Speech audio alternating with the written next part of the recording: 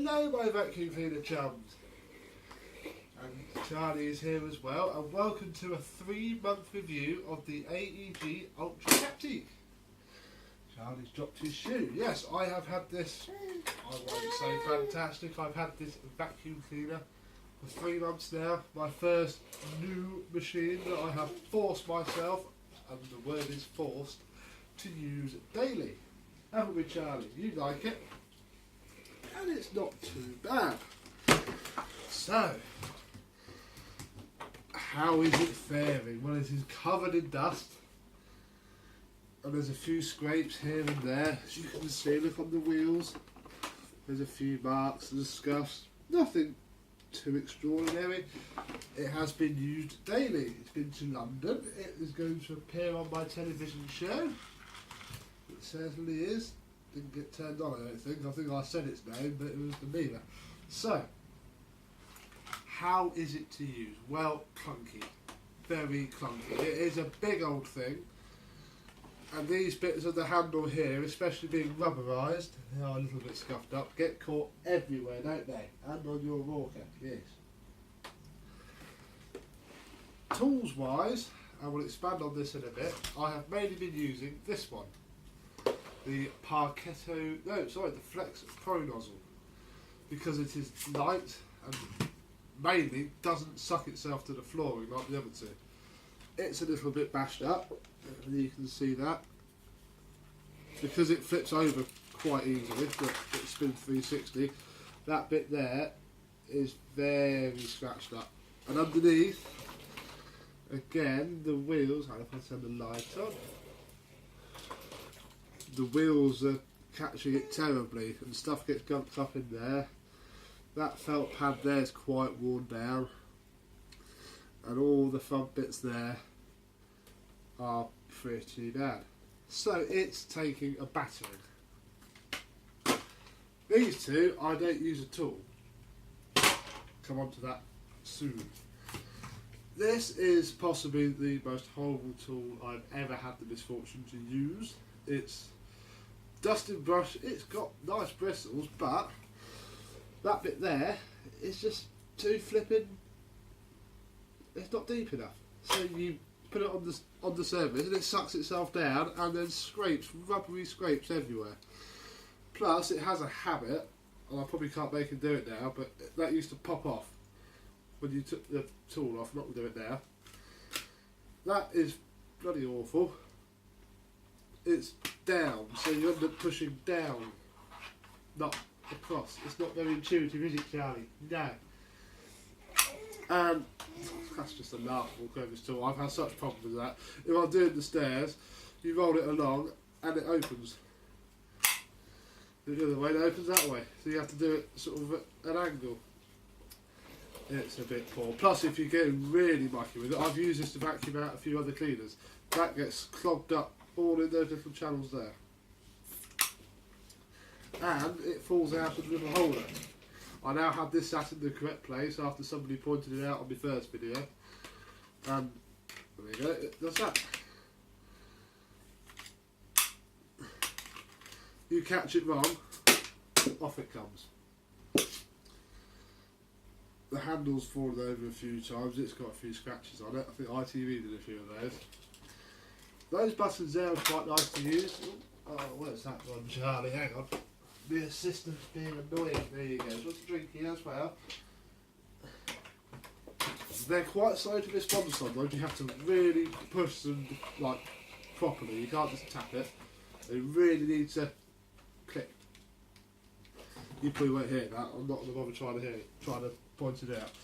But they need to click. What else is there? The hose is pretty short, so you end up doing that a lot.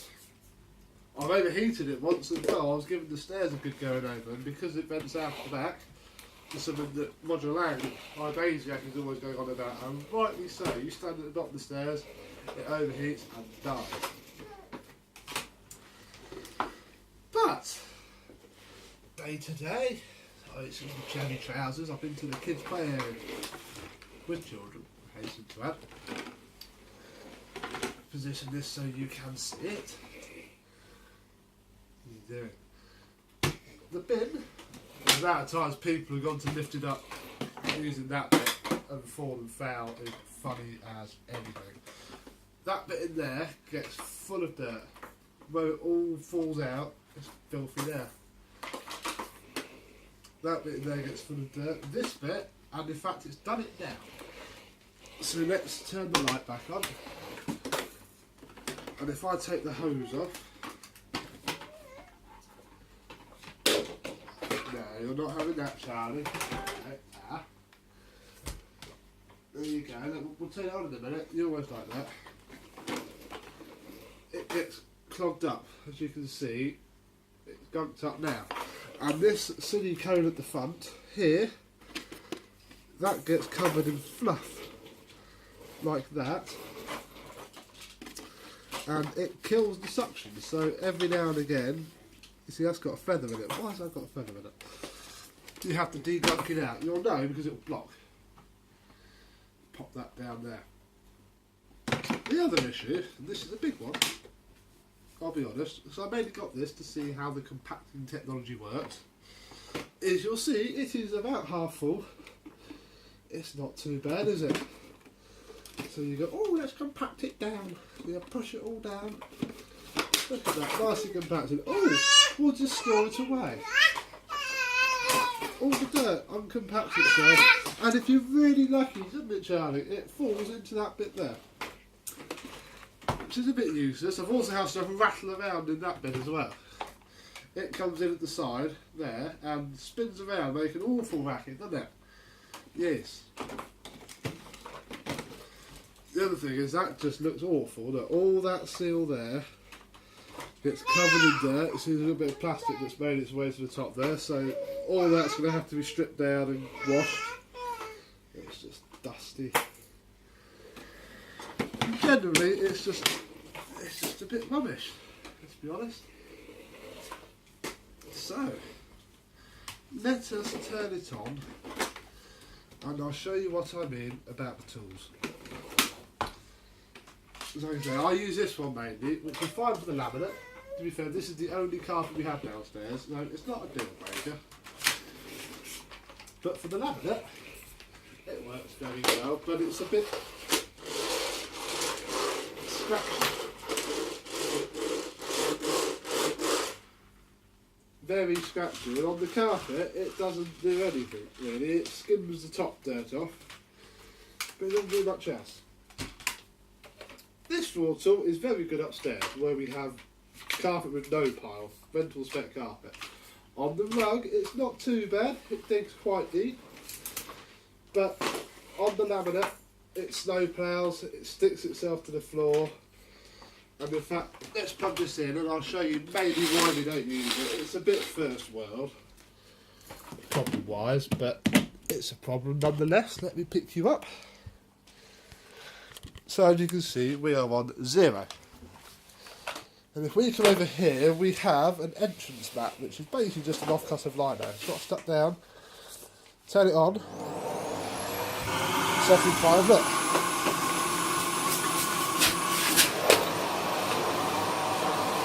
And the whole thing, it's a bit bulky. If we go down to setting 1,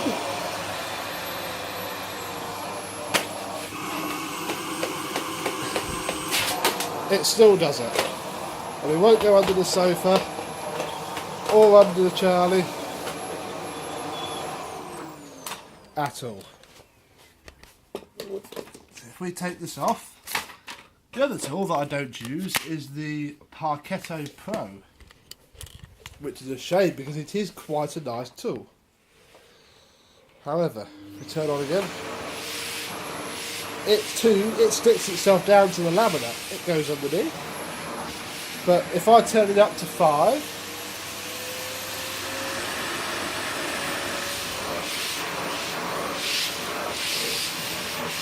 we haven't really got much dirt, but again,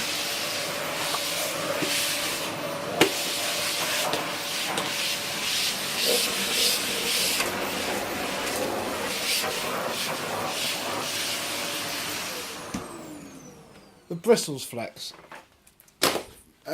It's just not nice to use, I'll be honest. Not nice to use at all. I mean, I don't know, do these end bits come out? No, it looks like they might, but I can't. I'm not going to force it. So that means we use the Parketto Flex Pro.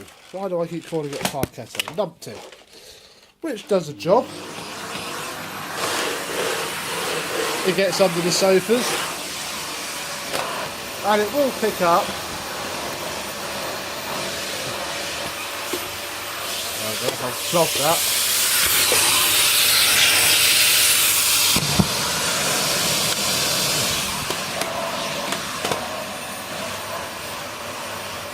It'll pick up some dirt, but ultimately it's not too rewarding. You can see the dirt there. If you block the suction off,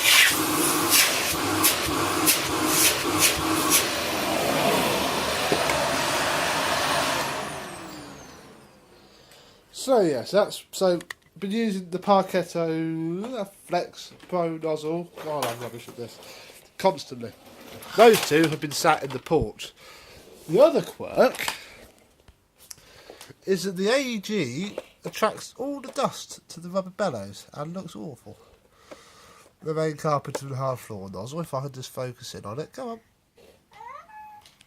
Yes, Charlie. All the dust attracts to it and underneath. Which is a shame because it's a really nice nozzle to use. No, don't you go making phone calls, boy. Yeah. There we go. So, because of this, of course, things have had to get twinned. And the twin at the minute is this Hoover Turbo Power 2 Auto Sense. So I haven't refurbished yet, we've just been using. Because that does the rugs. And the edges, because of course, being a lovely Turbo Power 2, if I can get it out, let's stop walking around with that.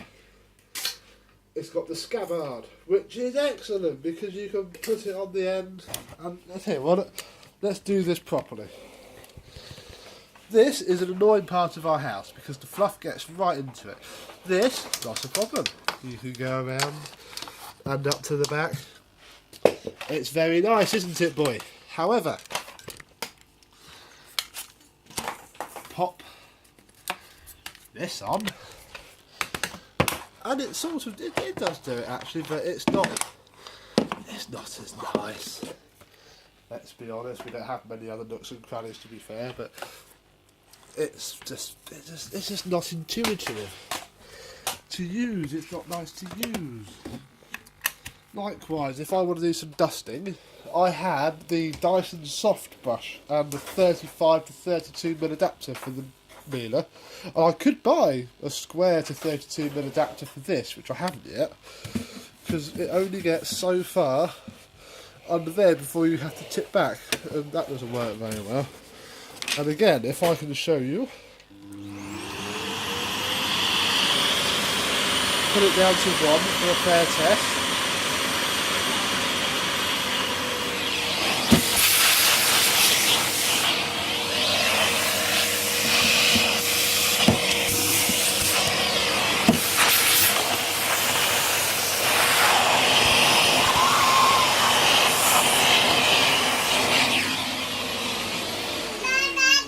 Yeah, it's just not nice to use. That whole angle feels wrong.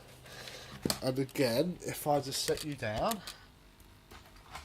and we set up the upholstery tool, like so, excuse my daughter's dirty clothes, again you end up pushing down, so to go backwards and forwards, especially with the suction,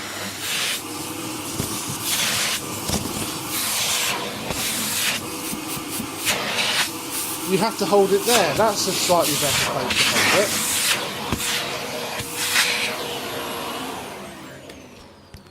And I can't deny the suction of the thing. It has very good suction, especially when you consider, and for me this is shocking, we've used this daily for 3 months and I haven't checked the filter. This is a first.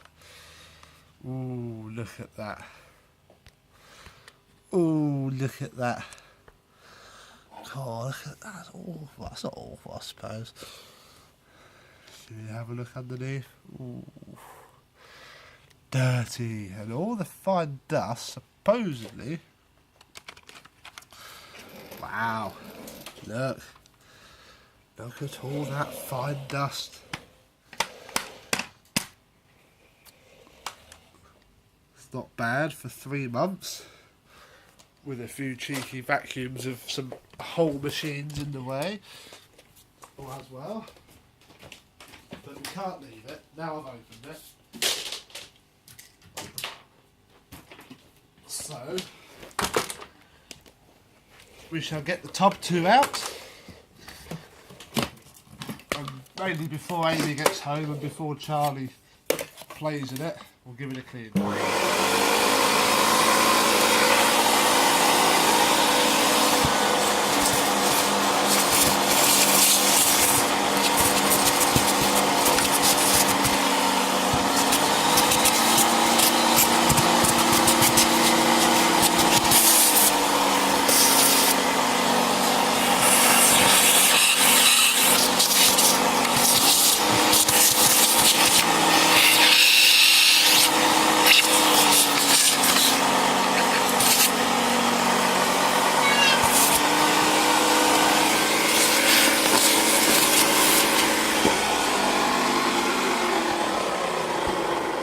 I almost dread to think how much has got onto the motor, but we shall find out, because once 6 months is up, I'm going to strip it apart completely.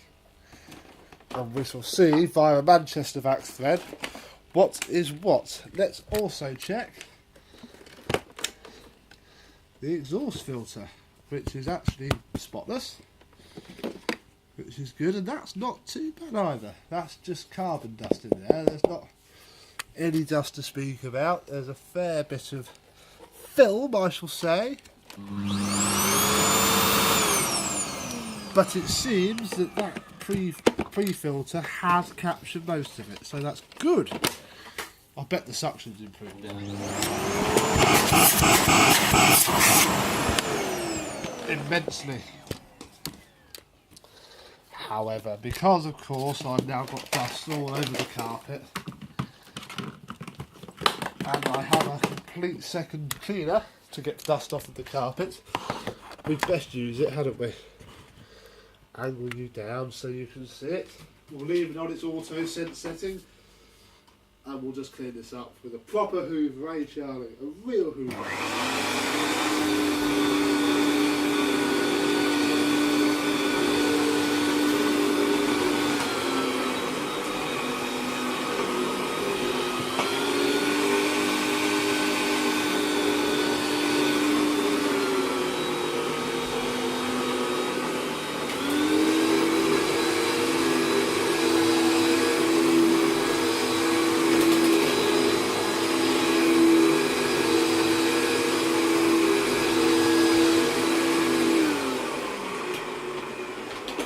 Even that's not infallible, because I can still see a bit of a ghosty mark there.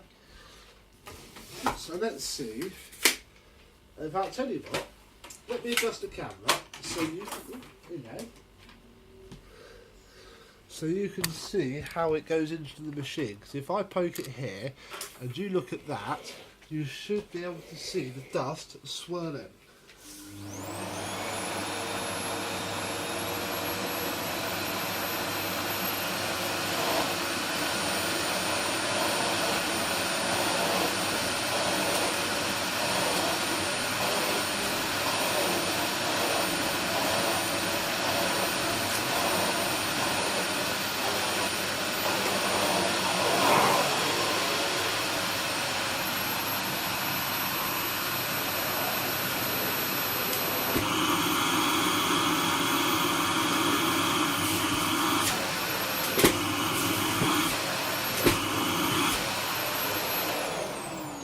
Cheat and clean the entrance back quickly.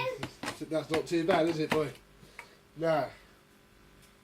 So there we have it. A quick, he says, at 19 minutes 44 seconds, update on the Aeg UltraCaptic.